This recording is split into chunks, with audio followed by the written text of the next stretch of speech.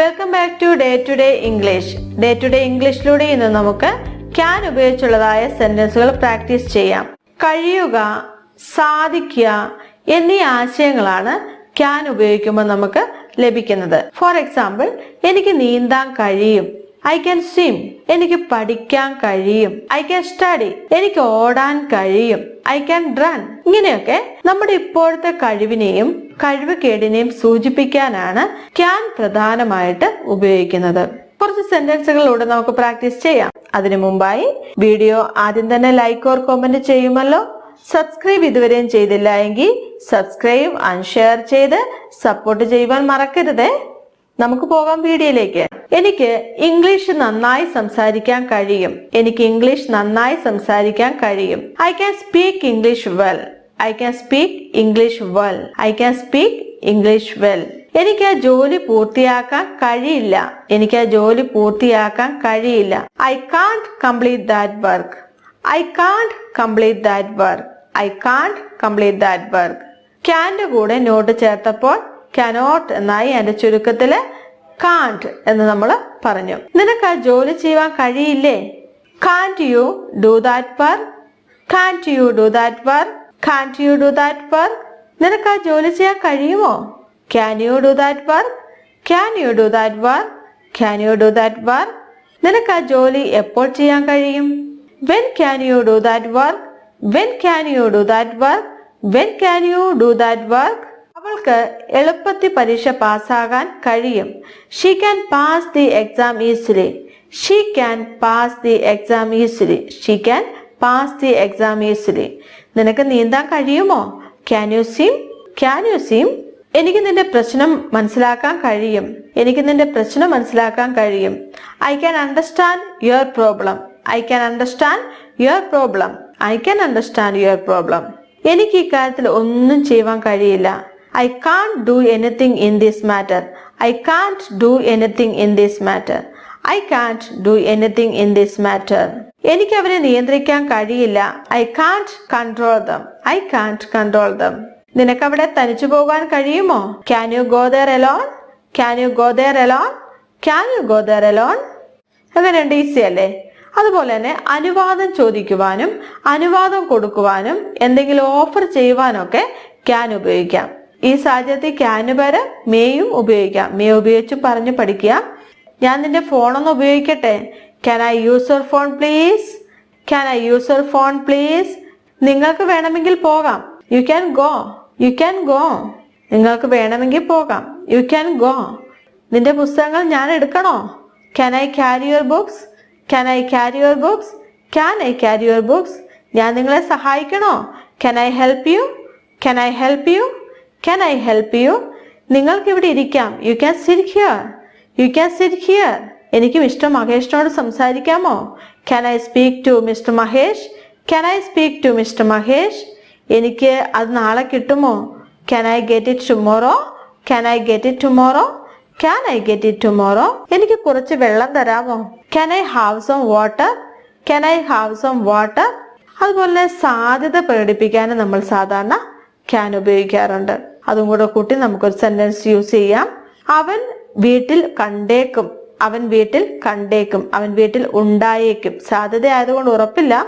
അവൻ വീട്ടിൽ ഉണ്ടായേക്കും. അങ്ങനെയുള്ള സന്ദർഭത്തിൽ എങ്ങനെ പറയാം? He can be at home.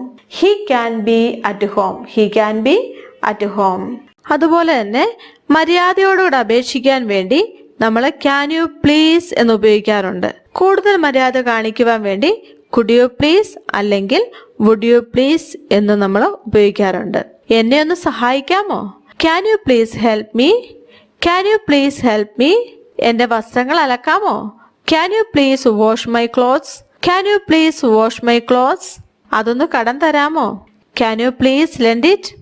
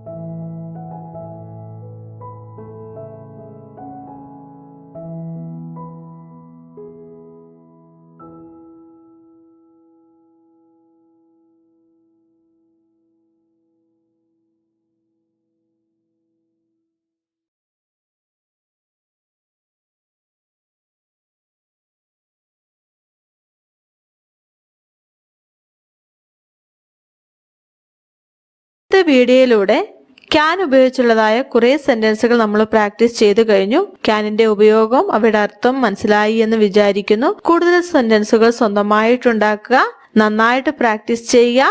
കൂടുതൽ സെന്റൻസുകളുമായി അടുത്ത വീഡിയോയിൽ കാണാം. May God bless you.